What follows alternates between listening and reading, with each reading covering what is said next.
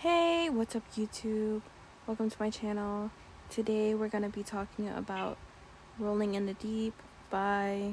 There's a fire starting in my heart. Divorce, babe, divorce. Yeah, not that Rolling in the Deep, but a book called Rolling in the Deep that's by Mira Grant. So let's just get right into it while I draw a scene from the book. The book starts off with a documentary crew talking about our main crew that went missing while filming a documentary about trying to find mermaids. The premise reminded me of Grave Encounters a lot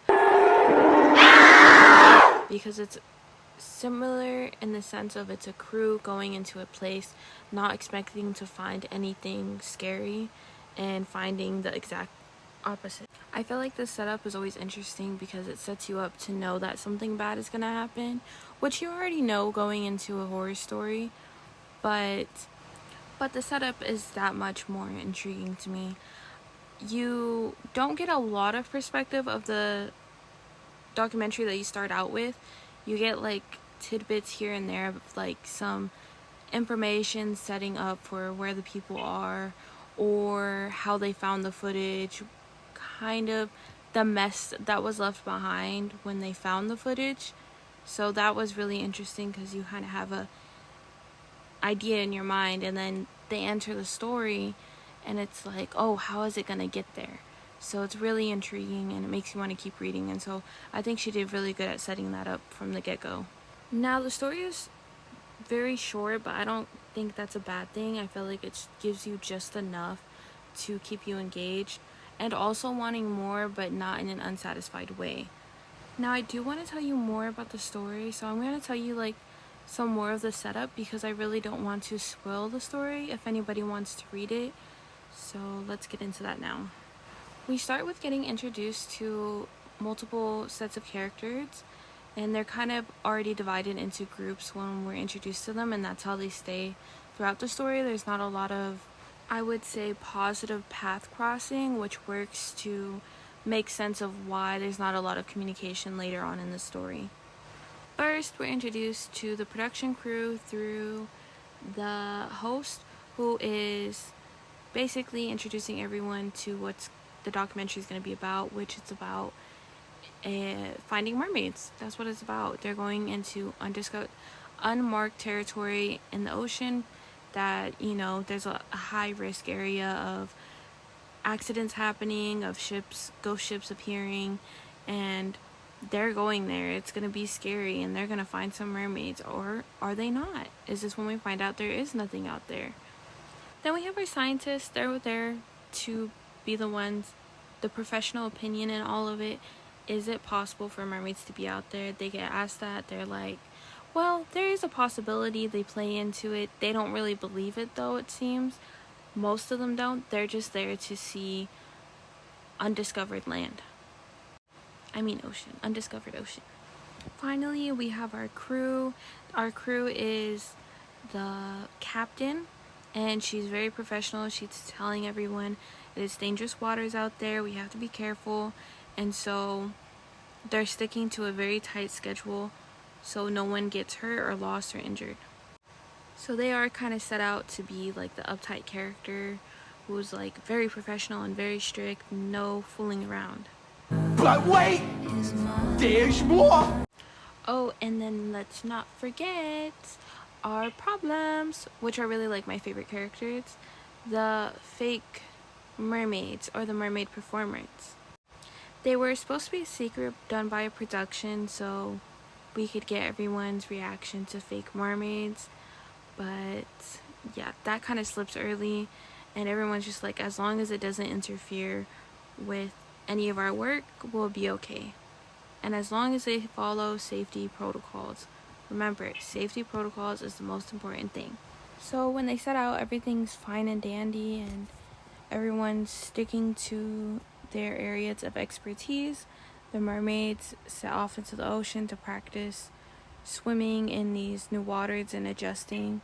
The production crew is getting B-roll and footage. The captain is steering, doing her thing. The crew is crewing, whatever the hell they're doing. And then the scientists are sending down these little orbs to collect water samples, which is our first introduction to the sirens. So exciting. They send down the little water sample, and it's described as like a little metallic orb that's like blinking red, and then there's another orb in the water, a light going up to it, and then a little metal like needle shoots out of it to collect the sample.